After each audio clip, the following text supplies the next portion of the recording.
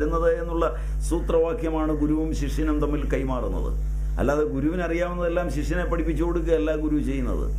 അങ്ങനെ പഠിപ്പിക്കുന്ന ഒരു പാഠം ഭാരതത്തിനില്ല. അങ്ങനെ ഏതെങ്കിലും ഗുരുവിനെ അനുകരിക്കാൻ പോയിട്ടുണ്ടെങ്കിൽ അവൻ പരമമണ്ടനാണ്. ഗുരു മൂത്രമൊഴിച്ചത് എവിടെയാണ്? അവിടെ മൂത്രമൊഴിച്ചു. ഗുരു ഇരുന്നത് എവിടെയാണ്? അവിടെ ഇരുന്നു. ഗുരു ഉപയോഗിച്ച കസേര ഏതാണ്? അത് ഉപയോഗിച്ചു. ഗുരു തിന്നതെന്താണ്? അത് തിന്നു. അതുകൊണ്ടൊന്നും ഇത് നിങ്ങൾക്ക് കിട്ടില്ല.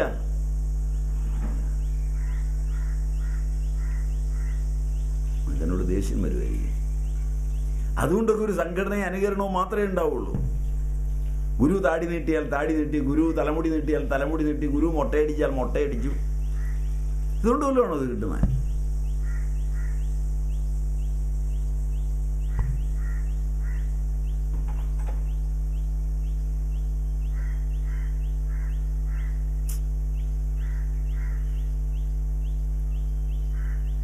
നിങ്ങൾക്ക് എന്നോട് ദേഷ്യം വരാമെന്ന് നോക്കിയാണ്. കാരണം ഇതൊക്കെ കൊണ്ടാണ് നിങ്ങൾ ഈ മിമിക്രി ആടുന്നത്. അതിന് മിമിക്രി എന്നാണ് പേര്. അതും പ്രത്യേകിച്ച് നിങ്ങളുടെ വല്യപ്പൂപ്പൻ്റെ കോട്ടെടുത്തിട്ട് കയ്യേക്കാൾ നീളത്തിൽ ആ കോട്ടിൻ്റെ അറ്റവും കിടന്ന് അതുമായിട്ട് നിങ്ങൾ കാണിച്ചു കഴിഞ്ഞാൽ ആളുകൾ ചിരിക്കുന്ന കളിയാക്കിയാണ്. മനസ്സിലായില്ല? അല്ല, നിങ്ങൾ നന്നായി കാണിച്ചു എന്നുള്ള രീതിയിലല്ല.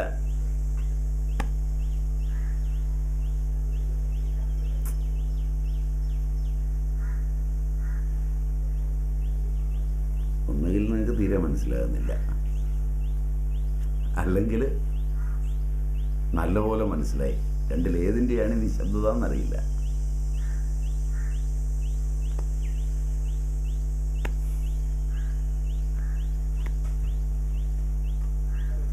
ക്ലിയറായി? വീണോ? എഴുന്നേറ്റോ?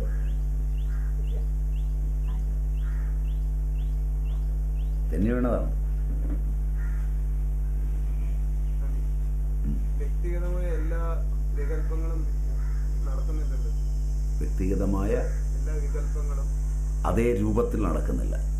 രണ്ടു മനസ്സുകൾ ഇടപെടുന്നത് കൊണ്ട് ആ വികല്പങ്ങൾ മറ്റൊരു മനസ്സുമായി ചേർന്നിട്ട് വേറൊരു രൂപത്തിൽ നടക്കുന്നു.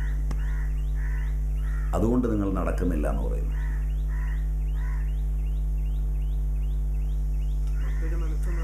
എന്ന് പറഞ്ഞാൽ രണ്ടു വണ്ടികൾ ഒരേ ദിശയിലോടുമ്പോഴുള്ള റിസൾട്ടൻ്റ് ആവേഗം പോലെ, രണ്ടു വണ്ടികൾ പരസ്പര വിപരീത ദിശയിലോടുമ്പോഴുള്ള റിസൾട്ടൻ്റ് ആവേഗം പോലെ നിങ്ങളുടെ മനസ്സും സ്വീകരണിയിലെ മനസ്സും ചേരുന്നിടത്ത് വരുന്ന റിസൾട്ടൻ്റിലാണ് വികല്പം നടക്കുന്നത്.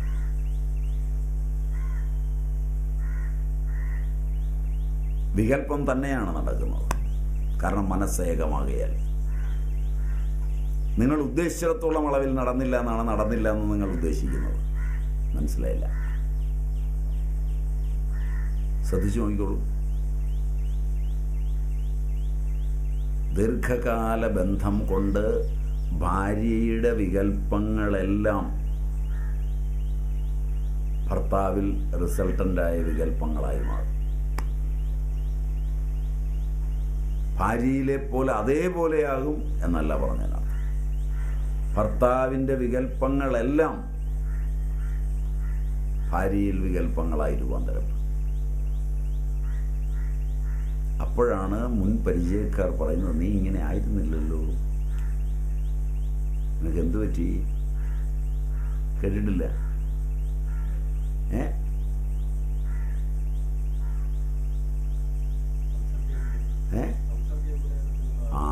ഉണ്ടാവും, പെട്ടെന്നാ ഉണ്ടാവുക. അല്ലേ മിക്കവാറും ഈ കല്യാണം കഴിഞ്ഞാൽ ഉടനെ പറയുന്നത്, എൻ്റെ സാരിയെ പിടിച്ച് നീ നടന്ന, എന്നെ നോക്കിയിരുന്ന, എനിക്ക് വേണ്ടി ജീവിതം ഒഴിഞ്ഞു വെച്ച അമ്മയല്ല ഒന്നും ഈ മണ്ണിലില്ല എന്ന് പറഞ്ഞിരുന്ന അമ്മയാണ് ദൈവം എന്ന് പറഞ്ഞ അവൾ വളരെ മിടുക്കിയാണല്ലോടാ, ഒരു പിടുത്തം പിടിച്ചപ്പോഴേക്കും നീ ഇങ്ങനെ വീണു പോയല്ലോടാ എന്നൊക്കെ പറയുന്നത് കേട്ടിട്ടില്ലേ? ഇല്ല? കൊള്ളാം.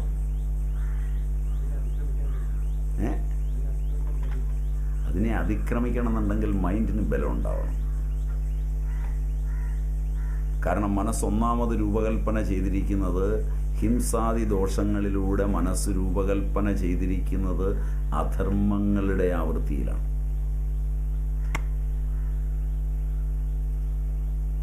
ബന്ധങ്ങളെല്ലാം പ്രിയമുള്ള അധർമ്മങ്ങളെ രഹസ്യമായി നടപ്പാക്കുന്നതിനാണ്. ധാർമ്മികമായ ഒന്ന് നടത്തിയെടുക്കുന്നതിന് ഒരു ബന്ധവും ആവശ്യമില്ല.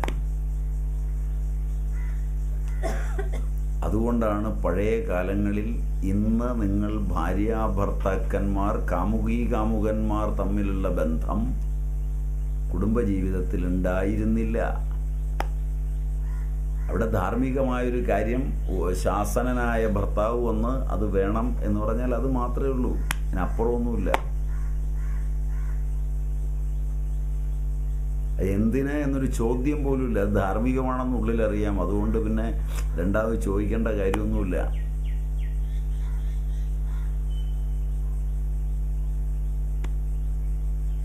പൈസയൊന്നുമില്ല, ധാർമ്മികമായൊരാവശ്യമാണ്.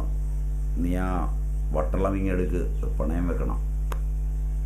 എന്തിനാ അത് കൊണ്ടുപോകുന്നത്? എന്താ നിങ്ങളുടെ ഉദ്ദേശം? ആർക്ക് കൊടുക്കാനാണ്? ഒരു ചോദ്യമില്ല.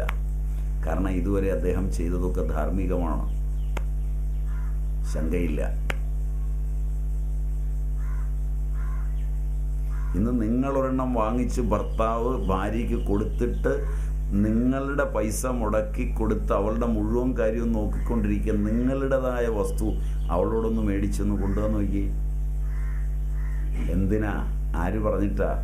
എവിടേക്കാ? ഈ ചോദ്യം എല്ലാം ചോദിക്കും.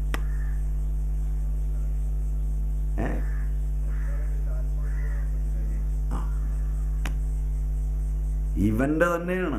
പക്ഷെ ഇന്നലെ വരെ അവൻ ചെയ്തതൊന്നും ഓർമ്മയിലുണ്ടാവില്ല. കാരണം നിങ്ങൾ ബന്ധങ്ങളിലാണ് ഇതിനെയെല്ലാം കൊണ്ട് നിർത്തുന്നത്, പണ്ട് ബന്ധങ്ങളിലല്ല.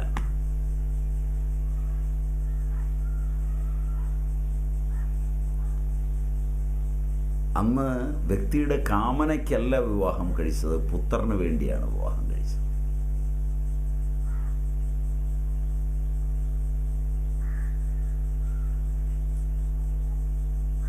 അതുകൊണ്ട് ഇതിൻ്റെ നിർവചനത്തിലൂടെ പോകുമ്പോൾ നിങ്ങൾക്കിത് ഉൾക്കൊള്ളാൻ ശകലം പണിയാണ്.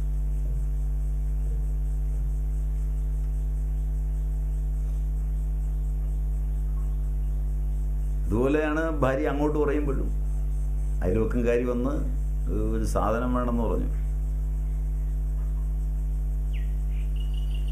അവിടെ ഭാര്യ പറയുന്നൊരു വാചകമുണ്ട്, അദ്ദേഹത്തെ അറിയില്ല. നിനക്ക്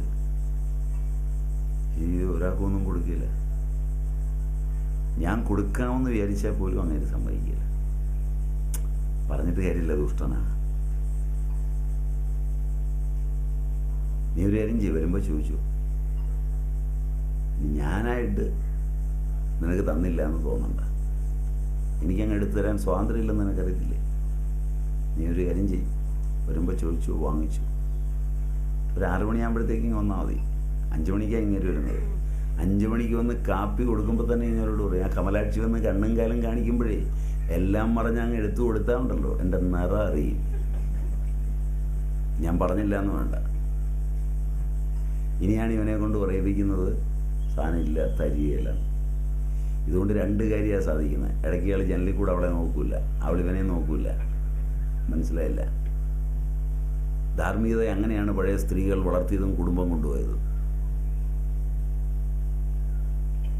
ഇന്നാണെങ്കിൽ ചെന്ന് ജരങ്ങിട്ട് ഇവളോടുള്ള പ്രിയം കാരണം പറയും, എൻ്റെ മനുഷ്യ കമലാക്ഷിയല്ലേ ചോദിച്ചത്, നിങ്ങളതങ്ങ് കൊടുക്കുക.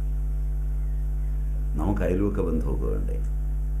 നിങ്ങളിപ്പോൾ അവൾ വരാൻ കാത്തിരിക്കുമെന്നും വേണ്ട, ഇത് അങ്ങോട്ട് കൊണ്ട് കൊടുക്കുക. അങ്ങോട്ട് കൊണ്ട് കൊടുക്കുമ്പോൾ അവളൊന്ന് ചിരിക്കും. 2 ആഴ്ച കഴിഞ്ഞ് ഇടയ്ക്കിടയ്ക്ക് ഇയാൾ കാപ്പി കുടിക്കാൻ അവിടെ പോകും. കുറച്ച് കഴിയുമ്പോൾ ഇയാളെ തെരുവ് പറയും, വഴക്കുണ്ടാക്കും. ഇതാണ് നിങ്ങൾക്ക് ജീവിക്കാൻ അറിയില്ല, പഴയ ആളുകൾക്ക് ജീവിക്കാൻ അറിയാം. ബന്ധം ആവശ്യമുള്ളവ മാത്രമേ നിലനിർത്താവൂ.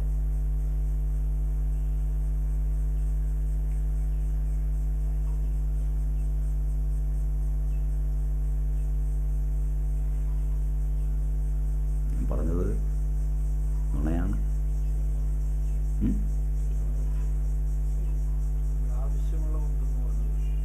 ഭാര്യാഭർത്തൃബന്ധം ആവശ്യമാണ്, അയൽവക്കത്തേക്കുള്ള ബന്ധം ആവശ്യമുള്ളതല്ല.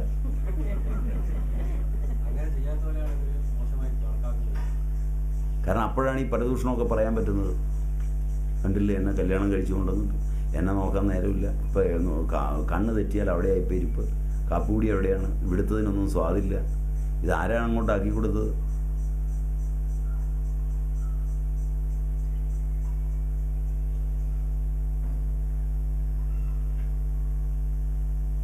മനുഷ്യത്ത് പഠിക്കണം.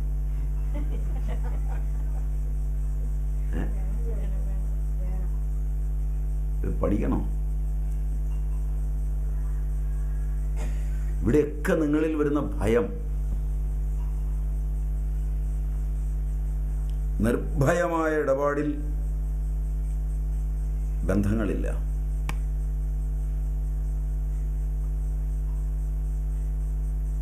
അതുകൊണ്ട് തെറ്റുകളുമില്ല. ഭയമുണ്ടാക്കുമ്പോൾ 2-3 കാര്യങ്ങളാണ് വരുന്നത്. ഒന്ന്, ഒരാളെ ഭയപ്പെടുത്തുമ്പോൾ 2 കൂട്ടരും വശത്താക്കാൻ ശ്രമിക്കും. മനസ്സിലായില്ല? ഏതൊരാൾ മറ്റൊരുവനെ ഭയപ്പെടുത്തുന്നു, മറ്റൊരാളെ ഭയപ്പെടുത്തുന്നു, ആ ഭയം കൊണ്ടെല്ലാം സ്വന്തമാക്കാനുള്ള പ്രയത്നം കൂടും. അങ്ങനെയല്ലേ, ഞാൻ നോക്കട്ടെ വരട്ടിയെടുക്കാവോന്ന്.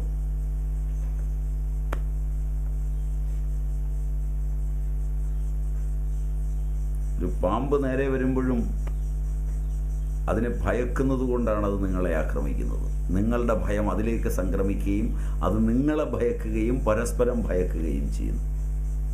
അവിടെയാണ് ആക്രമണ ഉത്സുകത ഉണ്ടാകുന്നത്.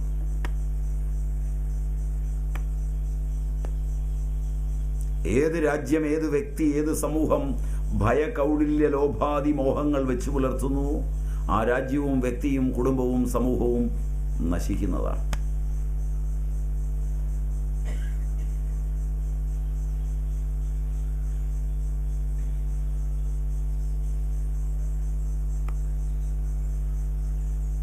അതുകൊണ്ട് ഉപനിഷത്തിനൊരു ശബ്ദമേ ഉള്ളൂ, നിർഭയത്വം.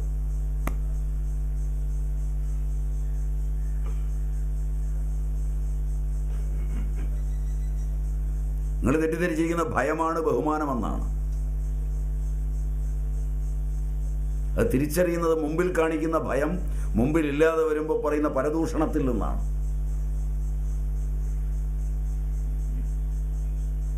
ഭയമില്ലെങ്കിൽ നിങ്ങൾക്ക് ഒരാളെ കുറിച്ച് പരദൂഷണം പറയാൻ ഒരിക്കലും ചാൻസ് ഇല്ല. ലോകത്ത് വ്യക്തികളെ ഭയപ്പെടുത്തുന്ന, സമൂഹത്തെ ഭയപ്പെടുത്തുന്ന എല്ലാവരെ കുറിച്ചും അവർ പോലും സ്വപ്നം കാണാത്ത 1000 ആരോപണങ്ങൾ ഉണ്ടാക്കി പറയും. ശരിയല്ല? എൻ്റെ അച്ഛൻ എന്നെ ഭയപ്പെടുത്തുന്നയാളാണ്. ഞാൻ നാട്ടുകാരോടൊക്കെ അച്ഛൻ്റെ കുറ്റം പറയും. എന്നാൽ അവിടെ പോയിരിക്കാനൊരു രസമാണ്. കാരണം ഈ ഭയപ്പെടുത്തുമ്പോൾ അത് ആസ്വദിക്കാനും ഭയപ്പെടുത്തുന്നതിലൂടെ ഇന്നല്ലെങ്കിൽ നാളെ വശത്താക്കാനും ഉള്ള ഒരു പ്രവണത കൂടി വരും. അതിൽ നിങ്ങളുടെ കയ്യിലുള്ള എല്ലാം എടുത്ത് ഉപയോഗിക്കുകയും ചെയ്യും. അതിൽ നിന്നാണ് ഈ വൈകല്യങ്ങളെല്ലാം സംഭവിക്കുന്നത്.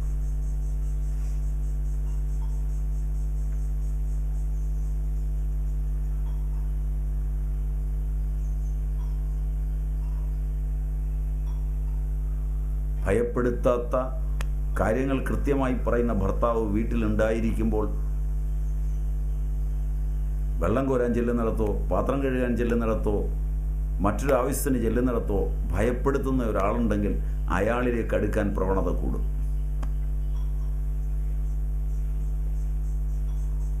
അതേസമയം അയാളുടെ കുറ്റങ്ങളും പറഞ്ഞുകൊണ്ടിരിക്കും.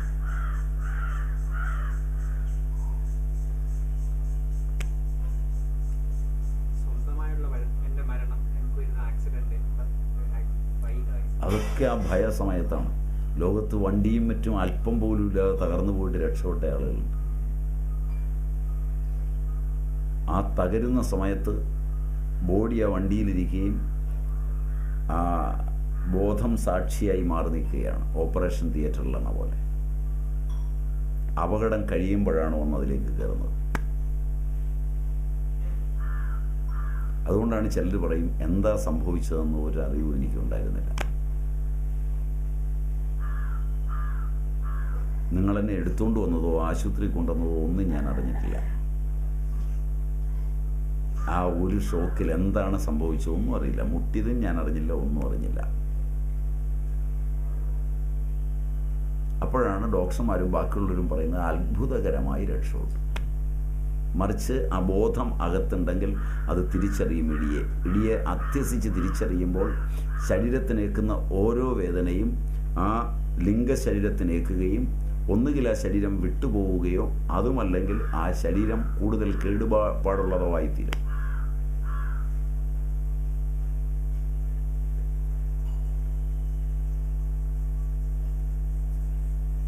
ജഡമെന്ന പോലെ തളർന്ന്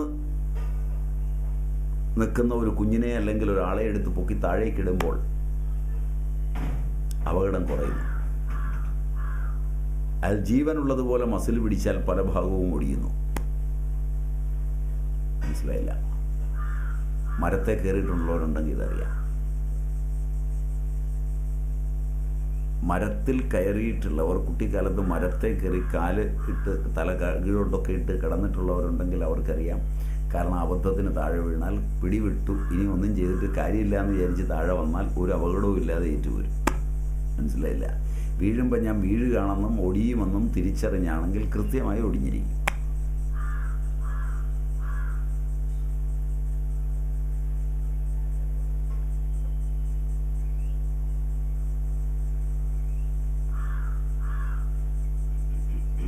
അധ്യാസത്തിൻ്റെ അളവ്, അത് താതാത്മ്യാധ്യാസം കൊണ്ട് കൂടുതൽ അപകടം ഉണ്ടാവും.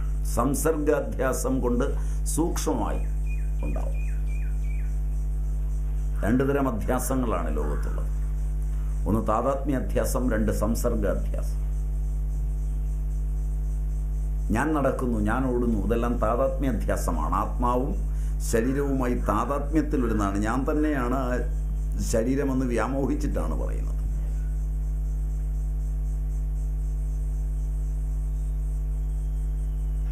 ഞാൻ ചിന്തിക്കുന്നു, അത് താതാത്മ്യാധ്യാസമാണ്. എൻ്റെ മനസ്സ് ചിന്തിക്കുന്നു, അത് സംസർഗാധ്യാസമാണ്.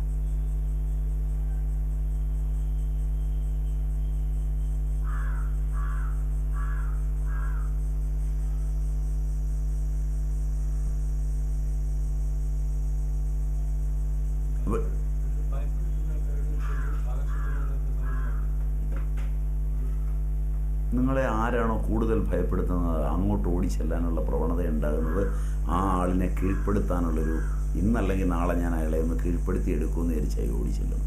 അപ്പോൾ അതിനേക്കാൾ വലിയ ഭയവുമായിട്ടാണ് തിരിച്ചു വരുന്നത്.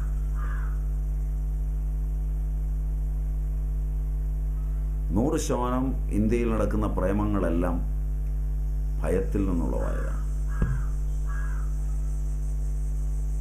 സ്നേഹത്തിൽ നിന്നുള്ളവായതല്ല. അതുകൊണ്ട് അവയുടെയൊക്കെ അന്ത്യം ശോചനീയവുമാണ്.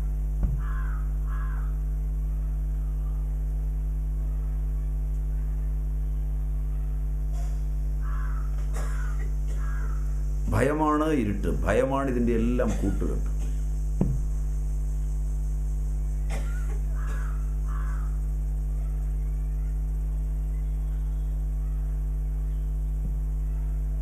നിങ്ങളിതെല്ലാം ചുറ്റുപാടും കാണുന്നതിനെ വെച്ചിട്ട് നിങ്ങൾ പഠിച്ചു നോക്കുക. ഞാൻ പറഞ്ഞതിൽ ഏതെങ്കിലും ഒരെണ്ണം തെറ്റുണ്ടെങ്കിൽ നിങ്ങൾക്ക് പ്രതികരിക്കാം.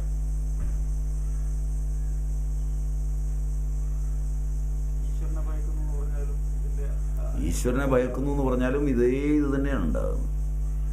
ഈശ്വരൻ ഭയക്കേണ്ട സാധനമേ അല്ല.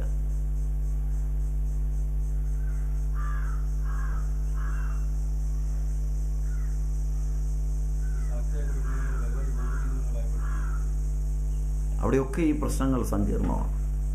അവിടെ കുട്ടികൾക്കൊന്ന് മൂത്രം പോകാതിരുന്നാൽ, ഒരു പനി വന്നാൽ ഒക്കെ അത് വർദ്ധിക്കും. കാരണം ഭഗവതിയുടെ കോപം കൂടുതലാണ്. അങ്ങനെ ഭയപ്പെട്ട കുടുംബങ്ങളിൽ ഭയം പോകാനുള്ള ഒരു പരിഹാരം കൊണ്ട് പെട്ടെന്ന് മാറിക്കിട്ടുന്നതും കാണുന്നുണ്ട്. അപ്പോൾ ആരെങ്കിലും ഭയപ്പെടുത്തി വെച്ചിരിക്കുകയാണെങ്കിൽ അതിന് മരുന്നൊന്നും കൊടുത്തിട്ട് കാര്യമില്ല. അതിനൊരു പരിഹാരം നിർദ്ദേശിച്ചു കൊടുക്കുക. ഇന്നത് ചെയ്യും നിങ്ങൾ.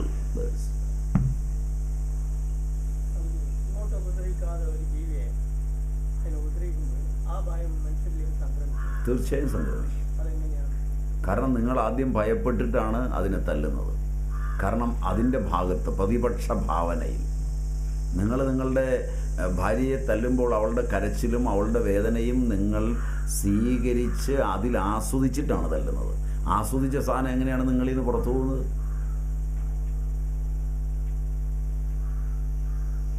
നിങ്ങൾ ശരിക്കും ആസ്വദിക്കുകയാണ് തല്ലിയിട്ട്. മനസ്സിലായില്ല?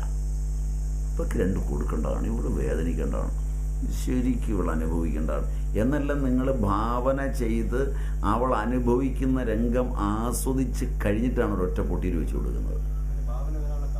അവൾക്കാകട്ടെ ഒരു പൊട്ടീര് വെച്ച് കൊടുക്കുന്ന പറയാവേ, അവൾക്കാകട്ടെ നിങ്ങൾ കൊടുത്ത ഒരു പൊട്ടീര് കൊടുക്കുന്ന സമയത്ത് മാത്രമേ വേദനയുള്ളൂ.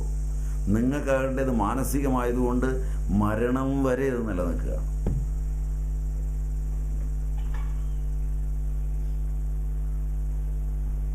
അതുകൊണ്ടാണ് ഞാൻ മുമ്പ് പറഞ്ഞത് ഫയർ ബ്രാൻഡുകളെ ഒന്നും കേൾക്കരുതെന്ന് പറഞ്ഞു.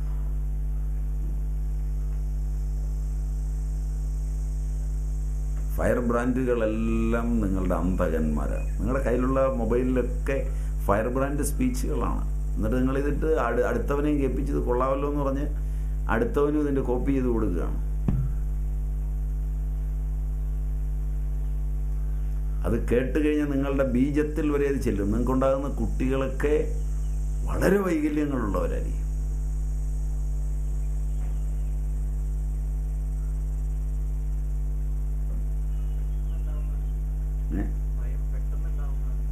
അത് ഉറങ്ങിക്കിടന്ന ഭയമായി പെട്ടെന്ന് പുറത്തേക്ക് വരും. അത് കാരണം അകാരണമെന്ന് രണ്ടുണ്ട്. കാരണം ഞാൻ പറഞ്ഞവയാണ് പ്രസ്പഷ്ടമായി മനസ്സിലാക്കിയാൽ.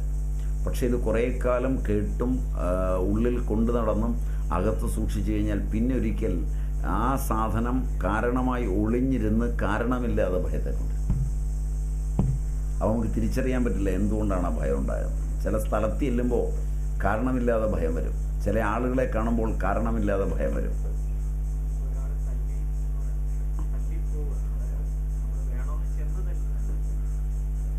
അതിന് കാരണം അയാളിൽ നിങ്ങൾക്കെതിരെ നിങ്ങളെ കുറ്റവാളിയാക്കുന്നതിന് പര്യാപ്തമായിട്ട് അയാളെടുക്കുന്ന നടപടിക്രമമാണ്. വക്കീലല്ലേ?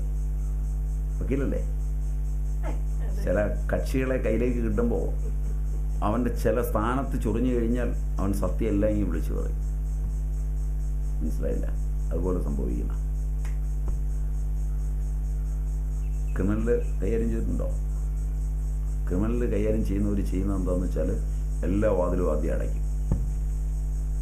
സകല വാതിലും അടയ്ക്കും. ഇവൻ്റെ മനസ്സിന് രക്ഷപ്പെടാനുള്ള സകല വാതായനവും അടയ്ക്കും. ഒറ്റ വാതിലേ തുറന്നിട്ടുള്ളൂ. തൻ്റെ ചോദ്യത്തിലൂടെ കയറി വരുന്ന ഒരൊറ്റ വാതിൽ. ചോദ്യം അങ്ങനെയാണ് കണക്ട് ചെയ്യുന്നത്. ചോദ്യം കണക്ട് ചെയ്ത് ഒറ്റ വാതിൽ തുറന്നിട്ട് അവിടെയാണ് തോക്കുമായിട്ട് നിൽക്കുന്നത്. ഇവൻ രക്ഷപ്പെടാൻ ഒരു വഴിയുണ്ട്. ഒരു പഴുത് കിട്ടിയിട്ട് അവൻ രക്ഷപ്പെടുകയില്ല. അങ്ങനെയുള്ളവരാണ് ക്രിമിനലിൽ വിജയിക്കുന്നത്. പേര് കേട്ടിട്ടുള്ള എല്ലാ ക്രിമിനൽ ലോയേഴ്സും ഈ തന്ത്രം അറിയുന്നവരാണ്. They are not criminals, but they are advocating criminals.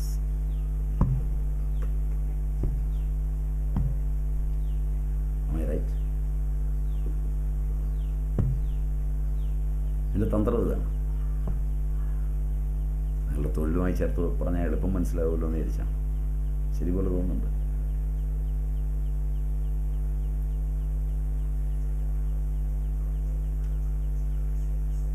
അപ്പം അതിൻ്റെ ഏറ്റവും വലിയ കാരണം അതാണ്. ഭയമാണ് ലോകം ഇന്ന് ഉണ്ടാക്കിക്കൊണ്ടിരിക്കുന്നത്. ഭയത്തിലാണ് ഈ ലോകം വികസിച്ചുകൊണ്ടിരിക്കുന്നത്.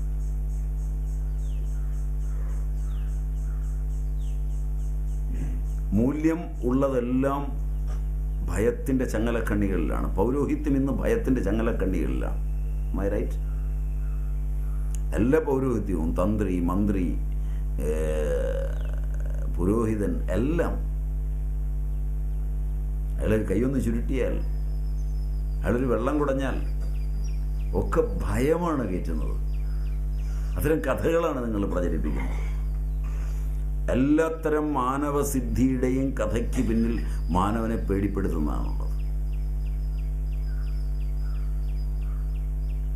ഏറ്റവും വിചിത്രമായ സത്യം, ഈ സിദ്ധികളെല്ലാം കയ്യിലുള്ളവൻ ഏറ്റവും ഭയചകിതനാണെന്നുള്ളതാണ്.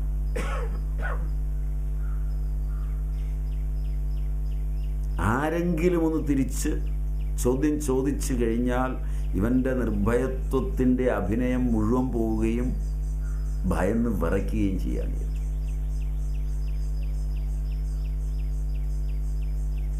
ഇത്തരം സ്ഥലങ്ങളിൽ നിർഭയനായി കയറിപ്പോയി നോക്കിയാൽ അറിയാം, ബാക്കിയുള്ളവരോടെടുത്ത് നടപടിയൊന്നും എടുക്കുകയില്ല. ബഹുമാനിച്ച് ആദരിച്ചിരുത്തി വളരെ സൂത്രത്തിൽ അവിടുന്ന് ഒഴിവാക്കി തരികയുള്ളൂ.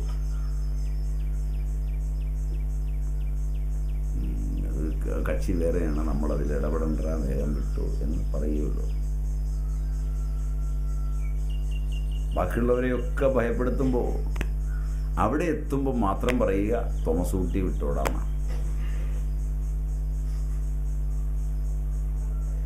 അതാണ് അതിൻ്റെ തന്ത്രം. നിങ്ങൾക്കിതൊക്കെ ആസ്വദിക്കണമെങ്കിൽ, ഇതൊക്കെ പഠിക്കണമെങ്കിൽ ആദ്യം വേണ്ടത് നിർഭയത്വമാണ്. നിർഭയത്വം ഉണ്ടാകുമ്പോഴേ അറിയുള്ളൂ ഈശനാൽ ആച്ഛാദിതമാക്കണം.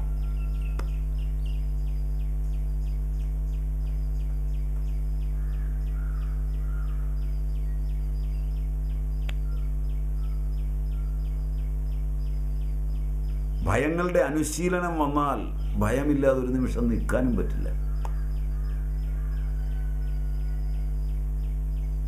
ഭയപ്പെടുത്തുന്ന അച്ഛനും അമ്മയും, ആ ഭയത്തിൽ നിന്ന് വന്ന മക്കൾ പിന്നീട് കുടുംബജീവിതത്തിലേക്ക് കയറുമ്പോൾ, പുരുഷനാണെങ്കിൽ സ്ത്രീ ഭയപ്പെടുത്തുന്നവളല്ലെങ്കിൽ അവളെ വേഗം വിട്ടുകളയും. സ്ത്രീ ആണെങ്കിൽ പുരുഷൻ ഭയപ്പെടുത്തുന്നവനല്ലെങ്കിൽ അയാളെ വേഗം വിട്ടുകളയും. ഭയന്ന് ജീവിക്കാൻ മനുഷ്യന് വളരെ ഇഷ്ടമാണ്.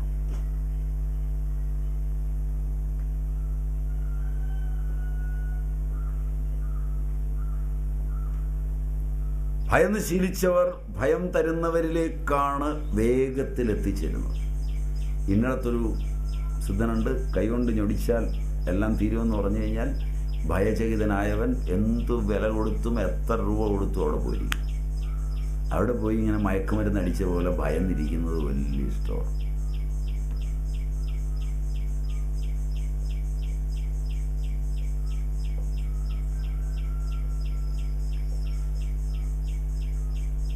അല്പം പോലും ഭയപ്പെടുത്തിയിട്ടില്ലാത്ത അച്ഛൻ്റെയും അമ്മയുടെയും മക്കൾ ചിലപ്പോൾ കല്യാണം കഴിച്ചു കഴിഞ്ഞാൽ ഭയന്ന് ഭാര്യ ഓർക്രഡി സ്റ്റാൻഡ് ഓർക്രഡി സിറ്റ് എന്നൊക്കെ പറയില്ലേ? കണ്ടിട്ടില്ലേ അങ്ങനൊരു കളി ഇല്ലേ? അങ്ങനെയാണോ? അതോ സീതാ സിറ്റ്, സീതാ സ്റ്റാൻഡ്, അങ്ങനെ ആയിരിക്കും ചിലടത്ത് പറയുന്നത്. ആ കളി പോലെയാണ്. ഇവൾ പറയുന്ന പോലെ ഭയന്ന് നിന്നോളൂ.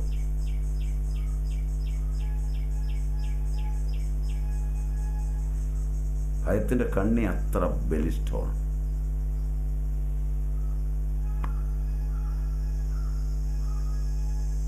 ലൗകികങ്ങളായ കാര്യങ്ങൾ പോലും ഭയമുള്ളവന് ആസ്വദിക്കാൻ പറ്റില്ല. പിന്നല്ലേ ആത്മാവിനെ ആസ്വദിക്കുന്നത്? അസാധ്യമാണ്.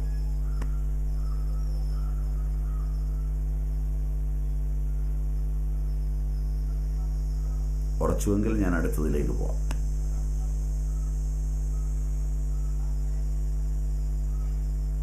അതുകൊണ്ട് ആളുകൾ പൊതുവെ ഭയഭീതരാണ്. വിക്ഷേപം കൊണ്ട് ആവരണം ശക്തമാകുന്നതാണ് അതിന് കാരണം. കാമവും അതിന് സഹയോഗിയാണ്. കാമത്തിൻ്റെ കാര്യം കാമന അഥവാ വാസന ആദിയാണെന്ന് പറഞ്ഞു. അതിൻ്റെ കാര്യം സങ്കല്പ വികല്പങ്ങളാണ്, മനോരാജ്യം, സ്വപ്നം തുടങ്ങിയവ. അത് കാരണം ബ്രഹ്മം ആവൃതമാകുന്നു. കർമ്മത്തിൻ്റെ ഫലം സുഖദുഃഖാദികളാണ്.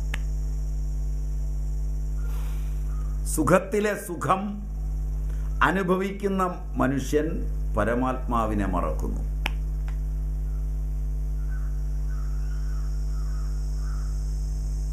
കാരണം ആ സുഖത്തിൽ ആത്മഭാനമുണ്ട്. അതുകൊണ്ട് ആ സുഖം അനുഭവിക്കുമ്പോൾ ആത്മാവിനെ മറന്നുപോകുന്നു. ദുഃഖത്തിൻ്റെ സാക്ഷാത്കാരം കൊണ്ട് ചിത്തത്തിന് ഏകാഗ്രത ഉണ്ടാകുന്നു. ദുഃഖം വരുമ്പോഴേ ചിത്തം ഏകാഗ്രമാകുന്നുള്ളൂ. ശ്രദ്ധിച്ചു നോക്കിയാൽ അറിയാം. അതുകൊണ്ടാണ് യഥാ വ്രജഗോപികാനാം എന്നും മറ്റും നാരദൻ പറഞ്ഞത്. അതുകൊണ്ടാണ് കുന്തിയും പറഞ്ഞത്.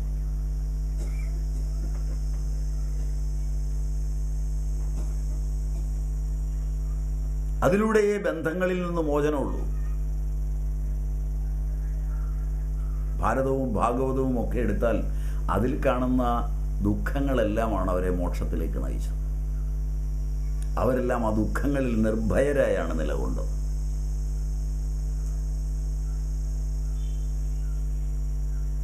ആ രീതിയിലല്ല അവ പഠിക്കുന്നതും പഠിപ്പിക്കുന്നതും. മോക്ഷത്തിന്റെ ഗ്രന്ഥങ്ങൾ പഠിപ്പിക്കുമ്പോൾ ഇത് പഠിപ്പിക്കില്ല. ഭയത്തിന്റെ ചങ്ങലക്കണ്ണികളിലാണ് അത് പഠിപ്പിക്കുന്നത്. മറിച്ച് ഭയമല്ല അവിടെ, രാജ്യത്തു നിന്ന് നിഷ്കാസനം ചെയ്യുക.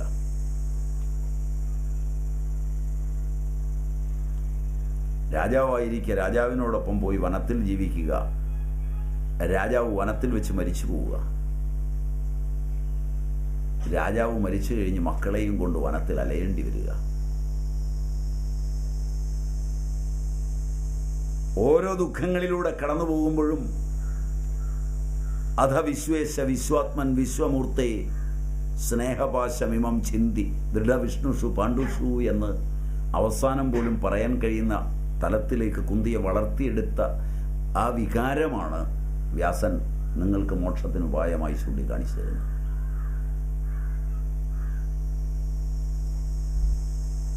കൊട്ടാരത്തിന്റെ സുഖഭോഗങ്ങൾ അനുഭവിച്ച കുന്തിഭോജന്റെ മകള് അരക്കില്ലത്തിന് തീ വീഴുമ്പോഴും വനത്തിലൂടെ സഞ്ചരിക്കുമ്പോഴും തെണ്ടിക്കൊണ്ടുവന്ന ഭക്ഷണം മക്കൾക്ക് വിളമ്പിക്കൊടുക്കുമ്പോഴും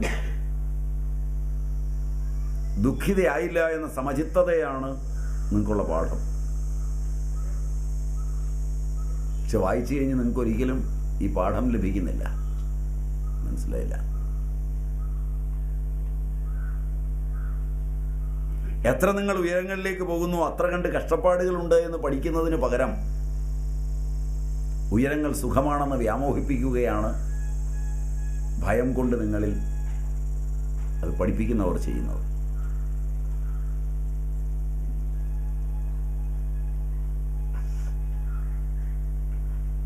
ഉയർച്ചകളും ഉയരങ്ങളും എല്ലാം ദുഃഖപൂർണങ്ങളാണ്.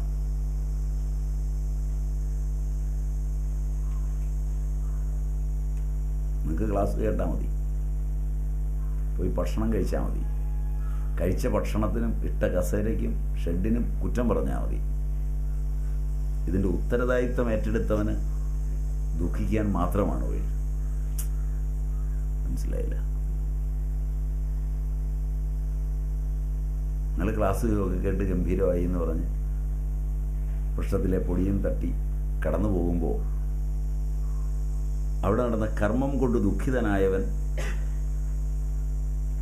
ദുഃഖം കൊണ്ട് ചിത്തേകാഗ്രത വന്ന് ചിത്തവൃത്തികൾ ഇല്ലാതായി പ്രായോഗികമായ മോക്ഷത്തിലേക്ക് എത്തും.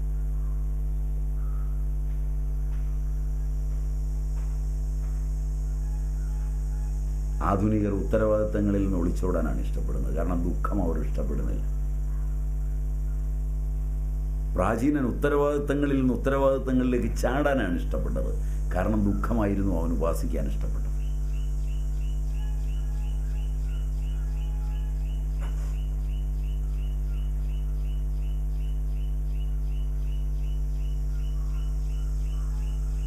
നിങ്ങൾക്കൊക്കെ മനസ്സിലാവൂ?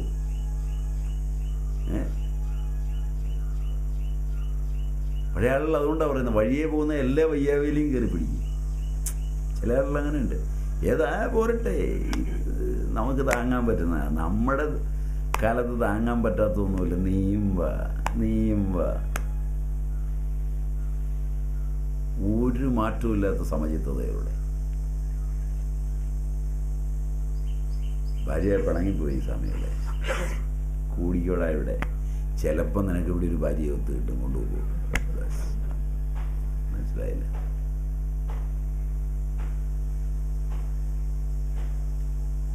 സ്വാമികളെ, എൻ്റെ ഭർത്താവ് കുടിയനാണ്, സർവത്ര നശിപ്പിച്ചു, എല്ലാം കളഞ്ഞിപ്പോൾ ഒരു വഴിയില്ല, പരഗതിയില്ല, കഴിഞ്ഞ ആഴ്ച ലിവർ സിറോസിസ് വന്ന് അങ്ങനെ നീ ഇവിടെ കുടിക്കുമോ? ഇതിനകത്തുനിന്ന് ഏതെങ്കിലും ഒരെണ്ണം അവിയലിനും കഞ്ഞിക്കും ഉള്ളത് കണ്ടെത്തിക്കുള്ളൂ, നീ കുടിക്കുമോ? കുഴപ്പമൊന്നുമില്ല.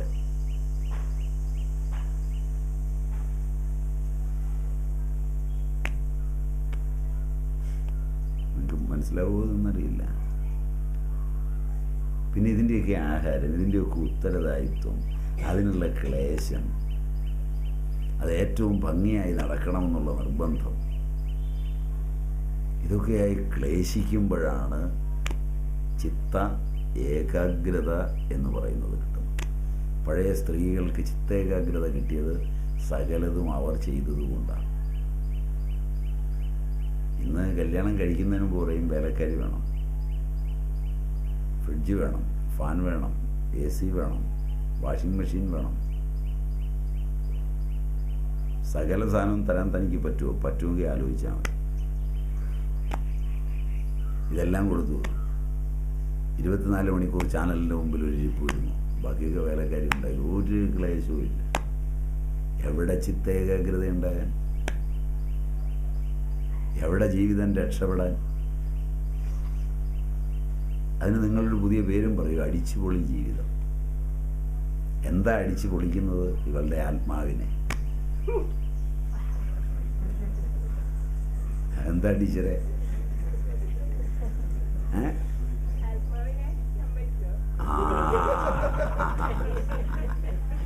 ന്യായമായ ചോദ്യമാണ്. ജീവാത്മാവിനെ അടിക്കാൻ പറ്റും ടീച്ചറെ, അഭ്യസിച്ച് നിൽക്കുന്നതുകൊണ്ട്. അതുകൊണ്ട് ഇതാണ് മിക്കവാറും പറ്റുന്നത്. അതുകൊണ്ട് ക്ലേശങ്ങൾ ഉണ്ടാകുമ്പോൾ, ദുഃഖങ്ങൾ ഉണ്ടാകുമ്പോൾ, ദുഃഖത്തിൻ്റെ സാക്ഷാത്കാരം കൊണ്ട് ചിത്ത ഏകാഗ്രത ഉണ്ടാകും, പരമാത്മാവിൻ്റെ സ്മരണം ഉണ്ടാകുന്നു. അല്ല, ഭയവും ദുഃഖവും രണ്ടാണ്. ഭയവും ദുഃഖവും ഒരുമിച്ചിരിക്കാറില്ല.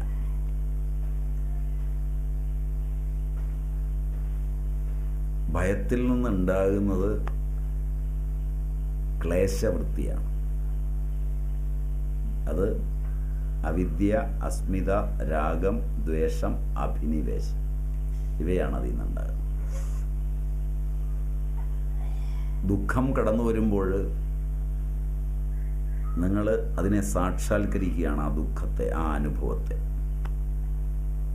അപ്പോൾ ഈ ശരീരം, ഈ മനസ്സ്, ഈ ബുദ്ധി, ഇവയൊക്കെ നിങ്ങൾക്ക് ദുഃഖം തരുന്നതാണെന്ന് തിരിച്ചറിയുകയും അതിനോടുള്ള ആത്മബന്ധം കുറയ്ക്കാൻ നിങ്ങൾ ശ്രമിക്കുകയും ചെയ്യും.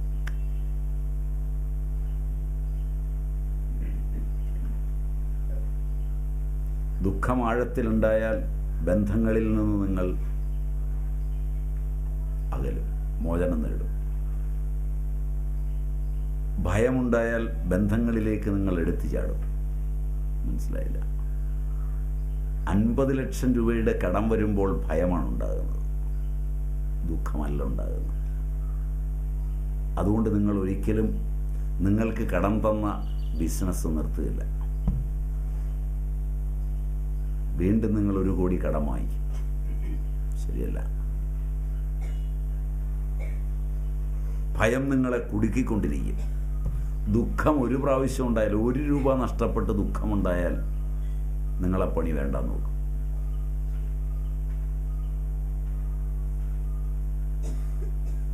ലോകത്ത് 1000 പണികൾ മാറി മാറി നോക്കിയിട്ടുള്ള കൂട്ടുകച്ചവടക്കാരെല്ലാം ഭയത്തിൽ നിന്നാണ് വീണ്ടും വീണ്ടും അതിൽ ചെന്ന് ചാടിയിട്ടുള്ളത്.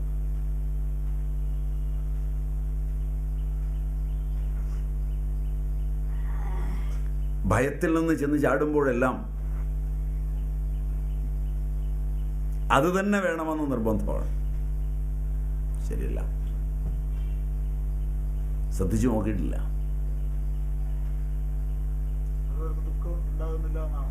തീർച്ചയായും